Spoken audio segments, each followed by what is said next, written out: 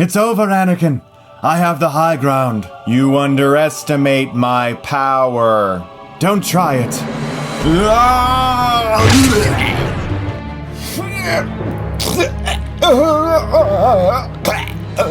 You are my brother, Anakin. I loved you. You were supposed to destroy the Sith, not join them. Bring balance to the Force, not leave it in darkness.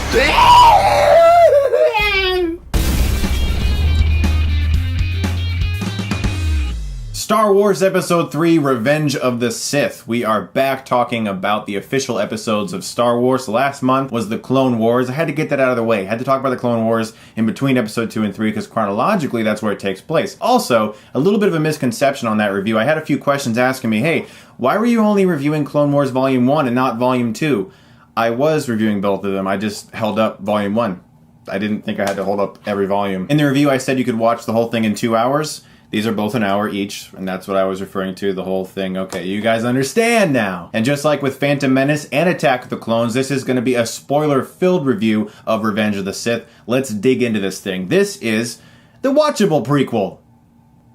In 2005, I was pumped out of my mind for this movie. It was finally the one where we got to see Anakin turn into Darth Vader. It's what we signed up for ever since Phantom Menace back in '99. It was the story we wanted to see the whole time. It was also the first PG-13 Star Wars, and I knew, I was like, there's gonna be some shit in this one. Some stuff's gonna happen.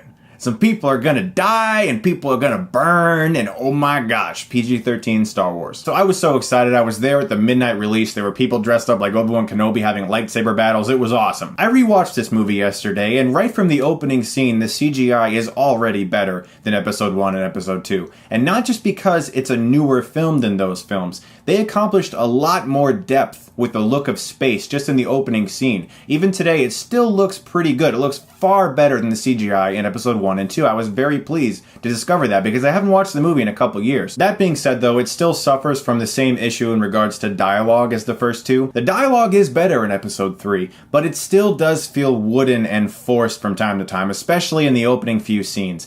I say patience. Patience? Yes. The magic of film is that you watch events that are controlled and planned, yet they feel spontaneous if the film is good.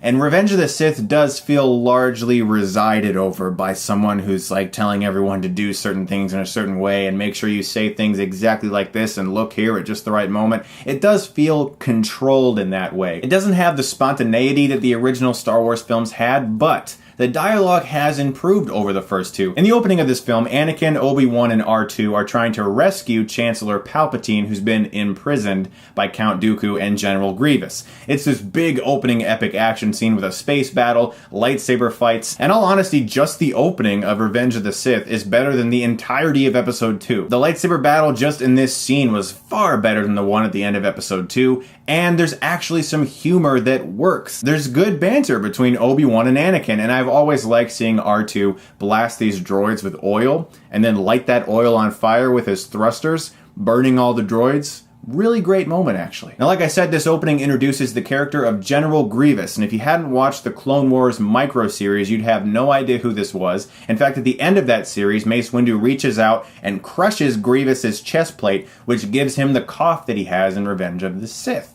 Which I like those little tidbits. And supposedly the first cut of Revenge of the Sith was like 4 hours long, and this opening action scene was over an hour just by itself. And you can kind of tell as you watch it that there are certain things that are cut out. And as I said, the opening lightsaber battle is better than the one in Episode 2, especially the moment where Anakin kills Count Dooku. And I love the way Palpatine says, "Do it!" You got a little bit of the Emperor in there, just a hint of it. And there's this great moment of silence after Anakin decapitates Dooku. First off, it was pretty violent for a Star Wars movie, and I really liked the way it was handled. The sound effect was like this strange, echoey blast of some kind, and you just got this moment like Anakin just did some shit. Early on in the movie when they're docking their ship, if you look just down the bottom right corner of the frame, you can see the Millennium Falcon. Now, I remember noticing that in theaters, and I almost shouted, "Oh my god, Millennium Falcon!" But I kept my mouth shut. It was a cool little Easter egg. And as I said, the early CG battle looked really great. The CGI still holds up fairly well, but as soon as these characters are walking around these blue rooms and Mace Windu is looking at things and Samuel L. Jackson is trying to act nothing, it looks bad. It really does. You can just tell as they walk through these backgrounds, these sets are not real. So Anakin learns that Padme is pregnant, and you can tell he's a little iffy about this information. He's not too pleased with it. And although the dialogue in Revenge of the Sith has definitely improved over the last two films, there are still some horrifically atrocious moments. You're so beautiful. It's only because I'm so in love. And ever since I saw this movie, I have always thought Natalie Portman looked different in this scene. I don't know what it is. Does she have like no makeup on? Is it like her eyebrows? Because she just doesn't look like Natalie Portman for some reason in that scene. Was it a reshoot? I don't know. Like, it's always bugged me. It just doesn't look like her to me. Is it just me? I don't know. And rewatching this movie yesterday, it was very apparent to me that this is the story Lucas has wanted to tell this whole time. Anakin's turn towards the dark side for real. Palpatine psychologically messing with Anakin, the twisting of his mind, him turning on his friends and his loved ones. This is the story Lucas has wanted to tell, and it's the story we've wanted to see. And you can really tell in the screenplay and the dialogue, because although some of it is still very wooden, there is actually a compelling story in this one. And in all honesty, it's pretty smart the way George Lucas maneuvered this story to get Anakin to want to turn. Palpatine recommending that Anakin be on the council, so Anakin's all excited about that. But the council doesn't let him be a master, so Anakin's really upset about that, and Palpatine knew that they would do that. Then the council asks Anakin to spy on Palpatine, and Palpatine also knew they'd ask him to do that. Plus, there's this whole thing about Anakin being worried about Padme dying because he's getting the same visions that he got of his mother before she died. So all these pieces are being moved in just the right way to manipulate Anakin, and Lucas did a really brilliant job with this story in that regard. It's very compelling. And every time I've watched this movie, it's such a little part. But every time Samuel L. Jackson does his little head nod to Yoda on the ship, it is so corny. I can't help but laugh every time. A prophecy that misread could have been. And one of the best scenes in the entire film, in fact, it may be the best scene in the movie, is when Palpatine and Anakin are sitting at some sort of concert or circus-like event, and Palpatine starts to tell him about the tragedy of Darth plagueth the wise. It's a legend of a Sith that was able to save people from death, those he loved and cared about, who was eventually killed by his apprentice in his sleep. It's ironic. He could save others from death, but not himself. Is it possible to learn this power? Not from a Jedi. It's a great scene. There is so much backstory there. Another thing I really loved about Revenge of the Sith was that we finally got to see the Wookiee planet. A Wookiee army is taking on these droids and Chewbacca's there. He doesn't really do anything though. He kind of just stands there and is like... and Yoda hops on his shoulder in one shot, and that's awesome. So Obi-Wan finally tracks down Grievous, and I like how he just jumps in and he just wants to take everyone on by himself. He's like, just, you guys are nothing. I'm gonna fight Grievous. And Grievous pulls out 4 lightsabers, and I remember my jaw dropped. I was like, oh my gosh, how can you even do anything with that? That's crazy, Obi-Wan. Come on now, man. And the first time I saw this movie, I was like, whoa, Obi-Wan just did the 2-fingered Vegeta point. Come on now, Obi-Wan. That's Vegeta's. Don't steal it. During this fight between Obi-Wan and Grievous, though, impressive though it might be, there is a horrifically bad close-up of Obi-Wan where he's just like, oh, I don't think so, and it zooms in on his eyes and it's all like off-center, and I'm like, what? Where did that come from? It was really cool, and then that happened. Oh, I don't think so. Now in the next scene, Ian McDiarmid really rocks it as he finally admits to Anakin that he knows the ways of the dark side. Are you going to kill me now? I would certainly like to. I know you would. I can feel your anger It gives you focus. Basically, all the scenes with Palpatine enticing Anakin to go to the dark side are actually really good. I was very pleased rewatching this movie. And I love how Obi-Wan kills Grievous with a blaster and just throws on the ground and he's like, so uncivilized. And I've always thought the silence of Anakin and Padme staring at each other across the city was very powerful. Although it does look like one shot in this scene was reversed. This one in particular.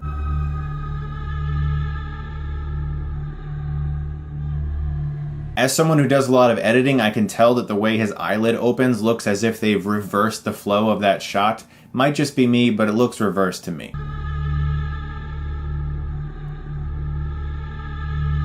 So once Anakin tells Mace Windu that he believes that Palpatine is the Sith Lord they've been looking for, Mace Windu confronts Palpatine and a lightsaber battle ensues. And it's, well, pretty terrible. A lot of this you can tell is due to Ian McDiarmid's lack of skill with this idea of lightsaber stunt work. He's doing all these weird faces and he's just kind of stabbing it like, I'm like, what the hell are you doing, man? It just doesn't work because you can really tell that they're trying to edit around this CGI head of McDiarmid being on a stunt guy and then McDiarmid doing weird little movements and you're like, what? It was a big letdown. It doesn't sell that this man is the most powerful Sith in the entire galaxy. He just kind of looks like an older gentleman who's trying to swing around one of those plastic bats. Now, my main issue with Revenge of the Sith is Anakin's actual turn once he decides to become Darth Vader in this next scene. Palpatine is shooting lightning at Mace Windu, and he's electrocuting himself as Mace Windu blocks it with a lightsaber, and Anakin's like, no, we need to try him. I need him, because Padme, oh my god, cut off Mace Windu's hand. Mace Windu dies, gets shot out of a window, and then Anakin just goes like, I pledge myself to your teachings. I understand the motivation. I understand messing with him psychologically. It just felt a little abrupt. And Palpatine's all deformed now all of a sudden. And he doesn't really seem that shocked about it. I mean, if I were him, I'd be like, holy crap, my face is fucked. But we as an audience are expecting Palpatine to eventually look like this. So it wasn't surprising for us to see that. But him as a character, as a person, probably should have had a moment of shock when he realized that his entire face is now like some monster. The next sequence in which Order 66 is carried out and the clone troopers turn on the Jedi and all of the other good guys is extremely effective. I love this shot where it pans down to the troopers' boots and they just stop following the Jedi. It's a great moment. It's really sad. John Williams' music, you see all these people dying, and I love how they took their voices screaming and they echoed them, you know, like it was some sort of fantasy, almost like it's not actually happening, but it is happening. Master Skywalker, there are too many of them. What are we going to do? Yeah, Anakin kills some children. He kills all the younglings. I mean, that's some dark stuff right there. I mean, yeah, it's a little cutesy. The way the kid came out and was like, what are we gonna do, Master Skywalker? What are we gonna... I cut off my head! Also, I noticed something here in Revenge of the Sith. This is the first time in the entire prequel saga that Yoda shows any emotion at all when he says, goodbye, Chewbacca. Miss you, I will. And then finally, we hear Yoda's theme from John Williams. Finally, the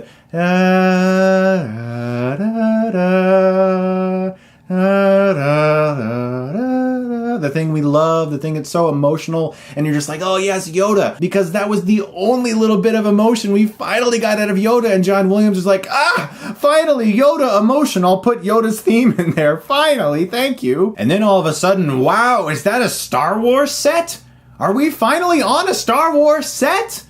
Thank you! And it's really powerful to finally see Anakin carrying out all these dark deeds. His eyes are changing colors. He's assassinating people left and right. I just think that Obi-Wan's realization that Anakin is behind it, there isn't enough real shock or emotion in his voice or on his face. He's just sort of like, I can't watch anymore, and he turns off the security hologram. We'll talk more about that security hologram in a second. There just wasn't quite enough of a realization or that moment where he's like in denial. It was just like, oh, yeah, it's...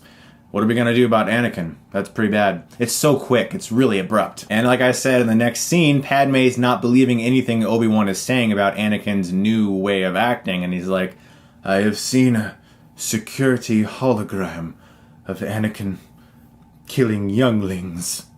It's That's some Lucas dialogue right there. Watching these prequels again and knowing about the changes they've made to the originals, Lucas has always had a tough time conveying emotion through his characters without just having them say what they feel. He loves when people scream, "No!" or when Padme goes next, "Anakin, you're breaking my heart!" He has this thing where he's like, I need people to say what they're feeling.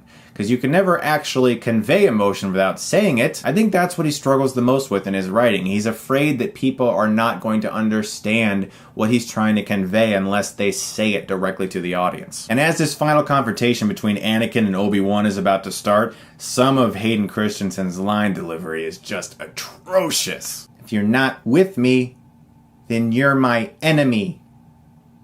You will not take her from me! So we get to the big finale where Anakin and Obi-Wan are finally dueling on Mustafar, the lava planet, and Yoda and the Emperor are also dueling, and it's pretty cool, although incredibly choreographed to the point of absurdity. You just don't get the sense that two people are actually fighting in regards to Anakin and Obi-Wan. It looks like they're dancing. That intensity that was in Empire Strikes Back is not there because you can just tell they're executing all of their moves perfectly as they were told to through their choreography, and it goes on and it goes on and on and on. There just isn't enough dialogue in between these lightsaber battles. There isn't enough suspense in between all of the fencing. It's just a lot of crazy flipping and moves. But right before Yoda battles the Emperor, I've always loved how he just walks in the room and he's like, and just swipes these two guards against the wall and knocks them out instantly, like nothing. And the fight between Anakin and Obi-Wan just goes on and on to the point of absurdity where they're now floating on these lava droids and Anakin looks like he's part of a player select screen in a video game. Choose your player, Anakin. And finally, towards the end of this scene, Obi-Wan does like a backflip onto this little rock mass and he's now above Anakin and he's like, "It's over, Anakin! I have the high ground." I seem to remember a moment in The Phantom Menace in which Obi-Wan most certainly did not have the high ground. It had something to do with Darth Maul.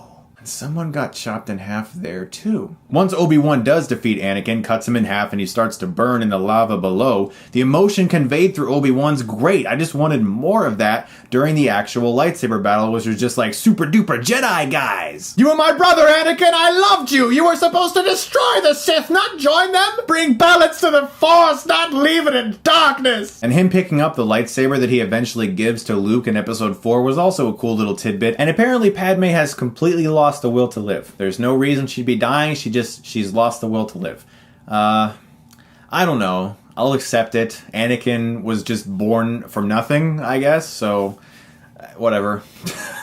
It is, however, pretty brilliant that Lucas intercut Anakin being operated on, the birth of Darth Vader, with the birth of his children with Padme. Those scenes cut together make for a really sad moment. You can really feel it. It's just like, oh, that's in the heart right there. Deep in the feels. I've also always loved as the helmet is lowering to Anakin, he has this look of fear that suddenly crosses his face, like he isn't very happy about this, and that is really great. It adds more depth to Darth Vader. And hearing James Earl Jones speak as Darth Vader was like hearing what heaven sounds like. So incredible. It just, they needed more dialogue. There was just a couple sentences, that's it, and then he does that stupid, terrible no, and I'm just like, there's Lucas again, not being able to convey emotion unless someone's saying it. Seriously, when I saw that in theaters, people laughed. It didn't work. The last few scenes in the movie are really just connection scenes, linking 3 and 4. The babies are safe, Luke goes to Tatooine, Leia goes with Senator Organa, Obi-Wan is now in exile on Tatooine, and Yoda's in exile on Dagobah. In all honesty, rewatching this movie, I like Revenge of the Sith. It is a lot better than 1 and 2. There's actually a compelling story this time around. When we all heard that prequels were happening and it was going to be about Anakin Skywalker,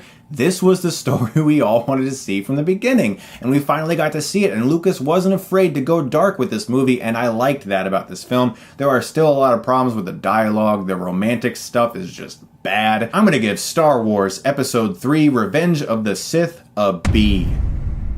We made it through the prequels, guys. We did it. I'm so excited. Next month, I get to talk to you guys about Episode 4, A New Hope. I'm going to tell you all about how much that movie inspired me as a kid and how important that movie was to my life, and I can't wait to do so. As always, thank you so much for watching, guys, and if you like this, you can click right here and get Stuckmanized.